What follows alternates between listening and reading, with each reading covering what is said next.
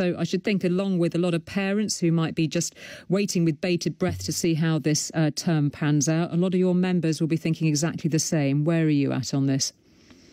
Yes, I think that's right, Julie. I mean, the first thing I'd want to say is that my members are really looking forward to being back in school with their pupils.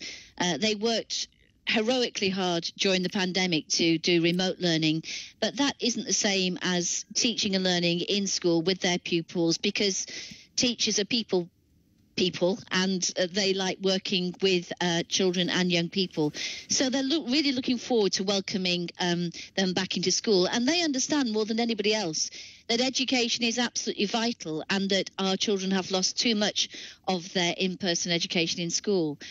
But they are worried that the government seems to have abandoned most of the safety precautions which it was having last year, at a time when COVID infections are now 26 times the level they were this time last year.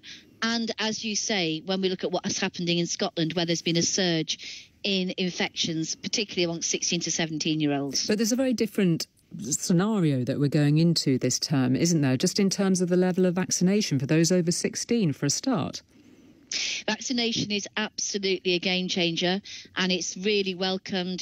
We know that vaccination will mean that adults who've been double vaccinated are very unlikely to, even if they get COVID, to require hospitalisation and to be severely ill with it. But the problem will be not so much with the adults, although some adults in schools will get COVID and will have to isolate, and that will disrupt education, even if they've been double vaccinated.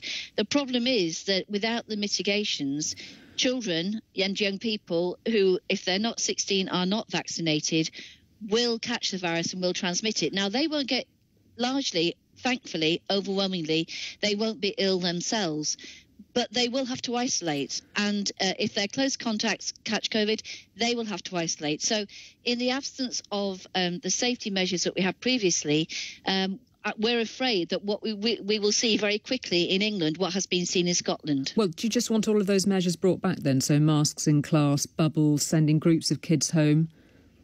No, we don't think that sending groups of kids home is a good... I mean, when that was being done, it was found that, for example, about 4% of the pupils who were sent home actually had COVID. So that was a disproportionate measure.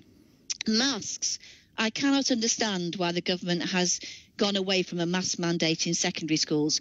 We now know there's a study produced last week. It's been produced by the British Medical Journal, which shows that masks are the second most effective measure for suppressing transmission. There's an 8-fold suppression in transmission if secondary pupils wear masks.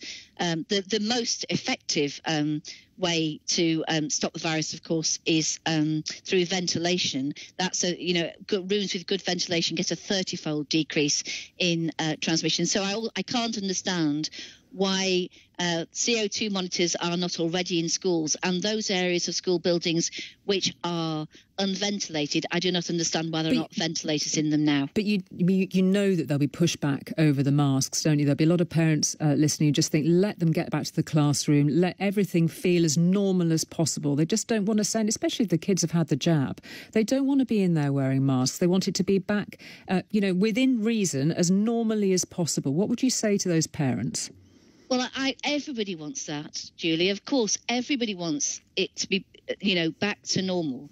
But look at what's happened in Scotland, who've got rid of the mitigations, got rid of the safety measures, and finding that there's been a 3-fold increase in COVID infection for 16 to 17-year-olds.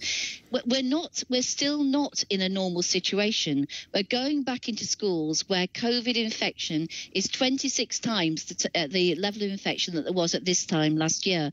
So we have to recognise that we're not in normal times, and if we want to keep schools open and keep pupils in school and try to suppress the transmission of the virus, because if children get COVID, they'll be out of school, then we need to look at sensible mitigations. Now, I do think something else will probably happen.